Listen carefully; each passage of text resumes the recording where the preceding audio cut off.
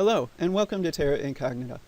This segment of 7-Minute Max is going to cover a fundamental UI tool for controlling the position of your scene elements, or rather restricting their freedom to wander about in 3D space. And that is axis constraints. At first blush, axis constraints don't seem to need much discussion, and honestly, I thought I could cover them with a couple minutes borrowed from another topic. But like so many of Max's features, even something as seemingly simple as this, you start playing with it and you realize there's a lot more to this tool, both in terms of functions and limitations, than is immediately obvious. So let me show you what I'm talking about. I've been drawing a few boxes for us to play with, but be aware that most of this discussion applies to the sub-object levels as well. You'll be able to constrain the movement of vertices, edges, faces.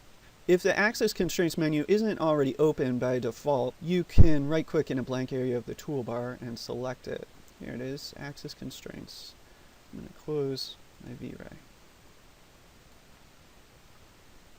Now, this is the fairly obvious part. The Axis Constraints menu allows you to lock any single axis of your geometry. So if I enable the X lock, for example, I can pull this object or my mouse in any direction, but it's only going to move in the x-axis.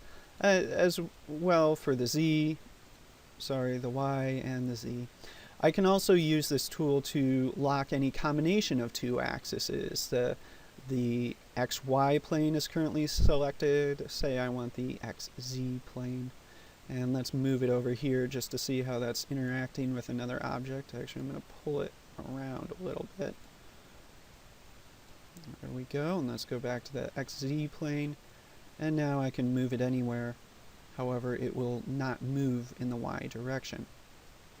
Now, the constraints are going to respect whatever the active coordinate system is. So if I manipulate a piece of geometry, throw that like that, such that the local coordinate system, let's see what that looks like.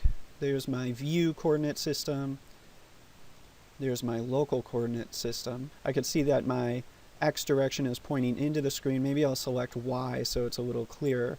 I've locked the Y constraint, and now I'm going to lock the object to moving in that direction. Let's move this a little closer to our other object. Switch back to world.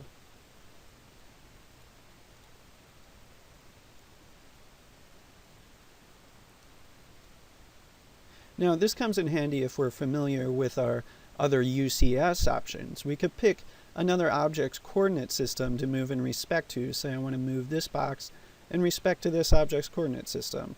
I can pick the UCS to work from, and it is now, the UCS is now switched to align with this object's UCS. So if I've got the Y-axis locked still, when I go to move this object, it's going to move in respect to this object's y-axis.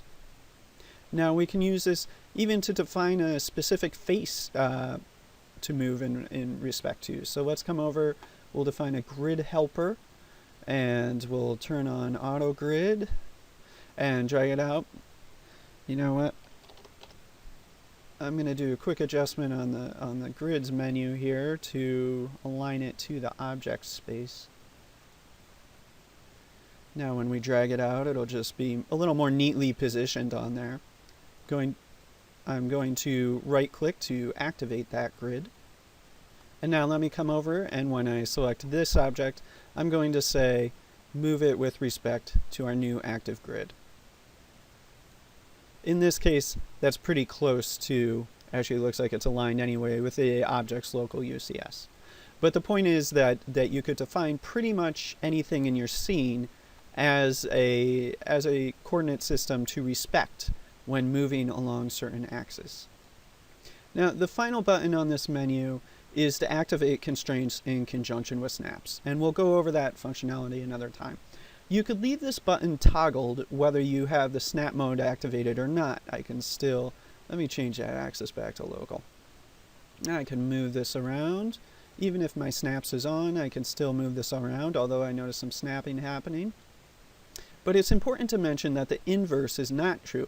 If you turn off the enable axis constraints in the snaps toggle, and then you activate snap mode, which is active, it's not going to allow you to constrain the axis. I'm moving around in snap mode, but see, as I press the buttons on the menu, they just flash on and off. It's not allowing me to activate them. Even from the gizmo, I can't constrain the motion even by just pulling the Y axis.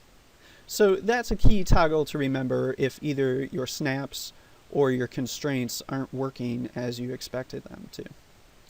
Let's turn that back off. As I've been moving geometry around here, I've been avoiding touching the gizmo. And that's because the gizmo not only replicates, but it overrides whatever settings you have engaged in the Axis Constraints menu. So if you don't have a crowded scene, you could probably even do away with this menu.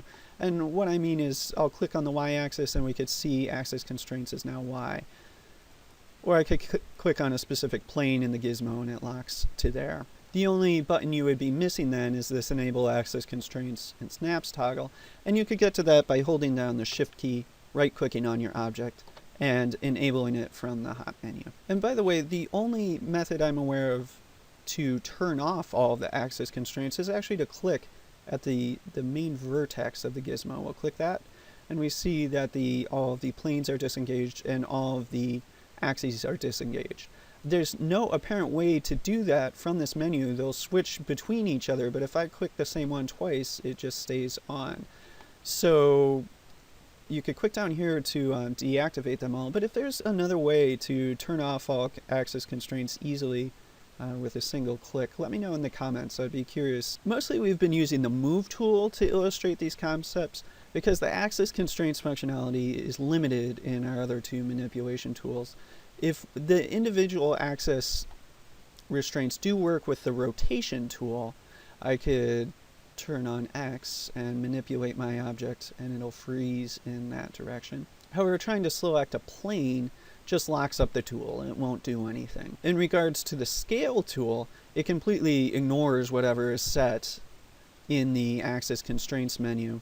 Actually, even if I try on the gizmo to lock an axis by clicking and then dragging, it's still going to ignore that. So in this instance, the only way to constrain a axis and scaling is to actually grab from the gizmo itself.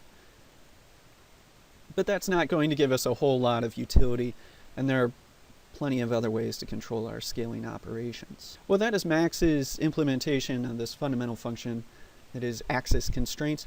Next, we're going to leverage this to greater effect by using it in conjunction with snapping. But that'll be 7 minutes of another time. So until then, cheers.